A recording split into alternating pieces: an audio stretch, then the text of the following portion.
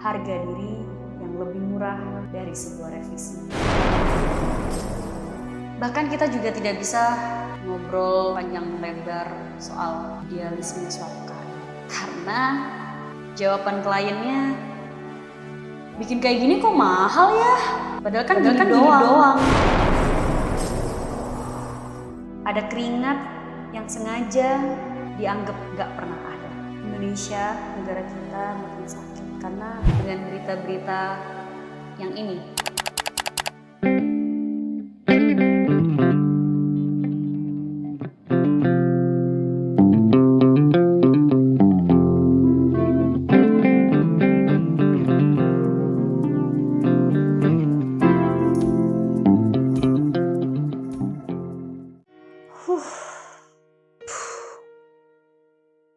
Capek banget akhir ini lihat-lihat scroll media sosial yang semakin hari dunia makin sakit. Bukan dunia, lebih terutama Indonesia, negara kita makin sakit karena dunia juga perang segala macam.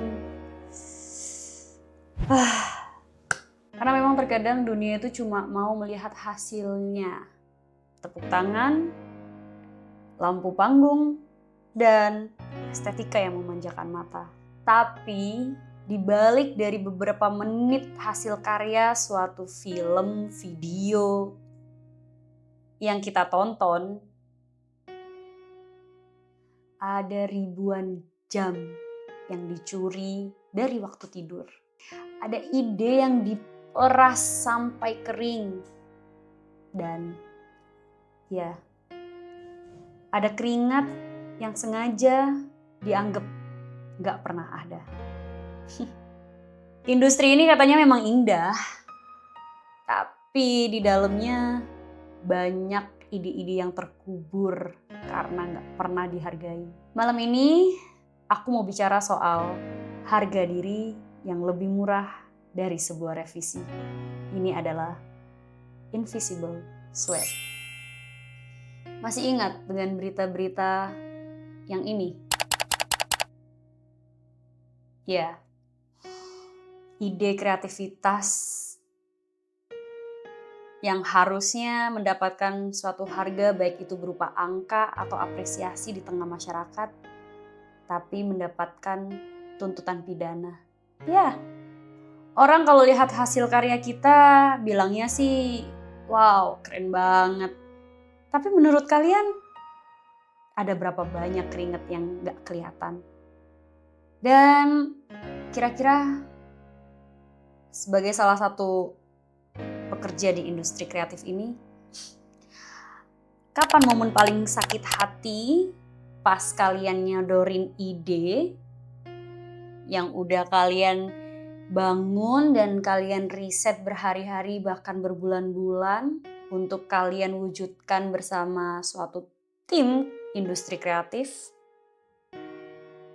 Tapi jawaban kliennya, bikin kayak gini kok mahal ya? Padahal kan gini doang. Yap,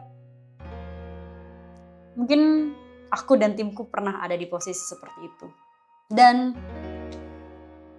kita ngerasa terjebak di industri yang katanya kreatif, tapi sebenarnya kita tuh cuma kayak ngerasa jadi buruh pabrik yang dipaksa kerja pakai perasaan. It doesn't make sense. Karena lagi rame soal vendor yang idenya dimaling atau jasanya disepelekan setelah acara selesai. Jujur, membuatku sebagai orang yang berada dalam industri kreatif juga merasa sakit hati. Karena kayak merasa dikhianati oleh klien yang awalnya berjanji ini itu, mendapatkan fasilitas ini itu, dan akhirnya dikhianati.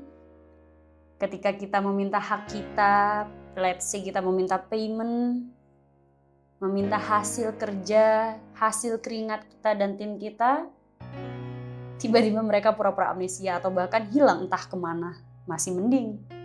Bagaimana kalau sudah pura-pura amnesia, namun dijalurkan ke pidana?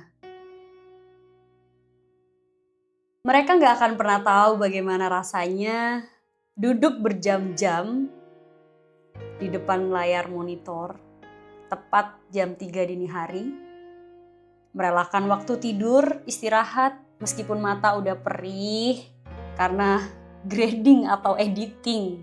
Terus dapat notifikasi dan dapat chat, "Mas, bisa revisi?" Rasanya itu kayak mau marah tapi ke siapa? I feel you. Atau mungkin kalian pernah dapat satu project yang saking traumatisnya sampai sekarang mungkin kalian gak akan pernah sudi dan buat masukin ke portofolio kalian. Ya meskipun hasilnya sukses besar. Itulah hal-hal yang terjadi di dunia industri kreatif, memang tidak seindah apa yang kita lihat hasil karyanya seperti di layar kaca atau di layar gadget kita. Banyak orang yang bilang bahwasanya kalau kita kerja sesuai passion tuh pasti enak kok. Tapi menurut kalian kira-kira sampai di titik mana sih passion itu berhenti? Berhenti buat jadi bahan bakar dan mulai menjadi racun buat kesehatan mental kamu sendiri? Sampai di mana? Dengan tuntutan atasan, dengan lingkungan pekerjaan yang toksik, dengan permintaan revisi dari klien yang tiada henti. Oh, shit, meledak.